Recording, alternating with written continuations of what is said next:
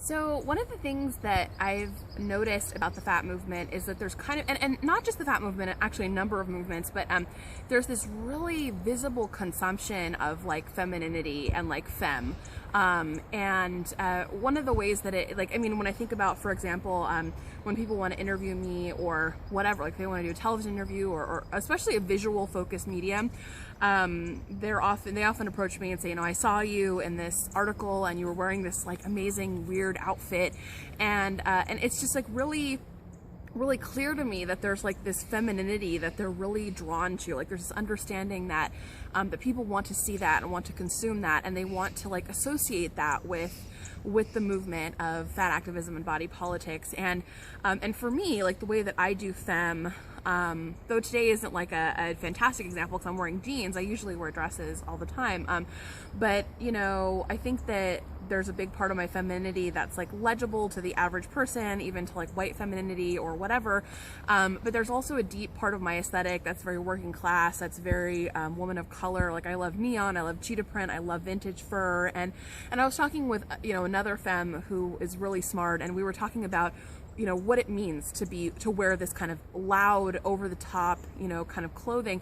And she brought up this really interesting point that I love. And she sort of said, you know, with every like diamond, with every piece of neon, with every piece of fur, like not only are we being cheeky, but we're also saying, you know, I survived and you can't keep me down. And like this culture that is attempting to psychologically break me and to physically break me didn't win today. And there's something deeply corporeal, there's something deeply embodying about that survival. And I mean, at the end of the day, right, what's frustrating is that, you know, to the heteronormative gaze, these are all invisible things. To them, it's just like, oh wow, she's wearing neon, that's really quirky, and we can sell that, you know.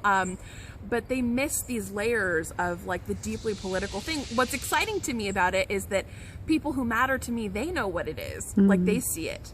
And I'm talking to them, you know, like I'm doing this commercial stuff because it works, like it pays the bills, that's fantastic. And I love the work in a lot of ways, but the people who matter to me can tell what my performance is saying, and they can decode it. So yeah.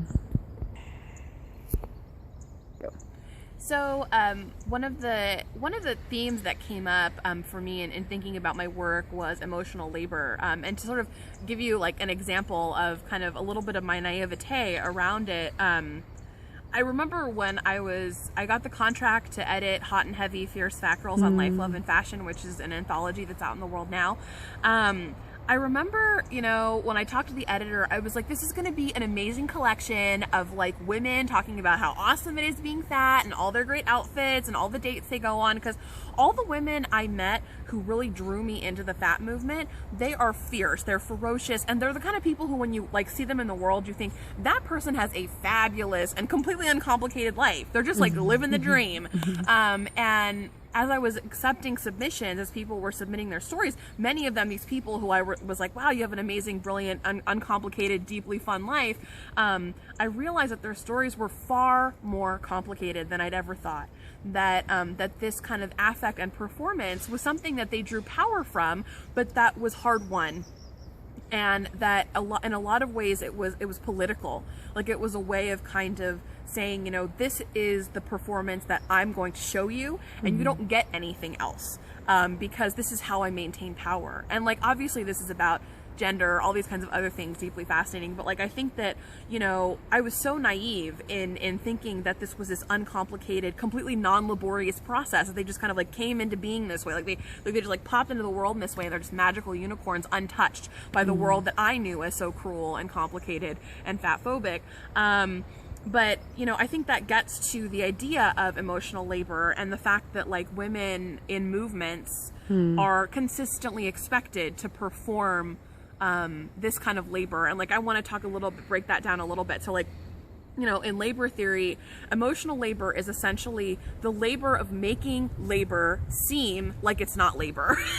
So it's kind of like, you know, people in the service industry, etc., you know, they perform this kind of labor all the time.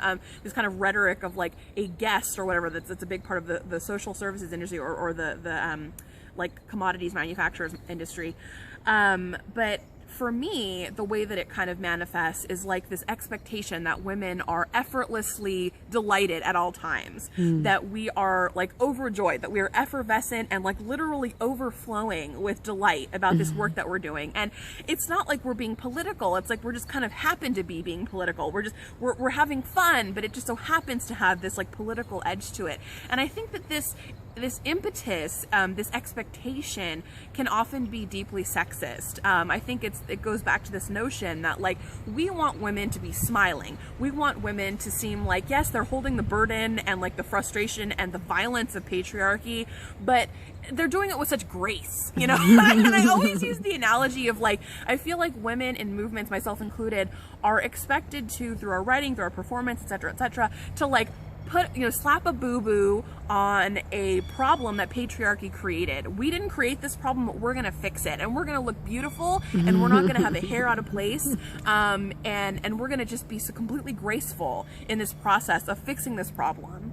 And I again, like, I see this as a very frustrating and hidden kind of labor that's in movements, especially those that integrally involve women.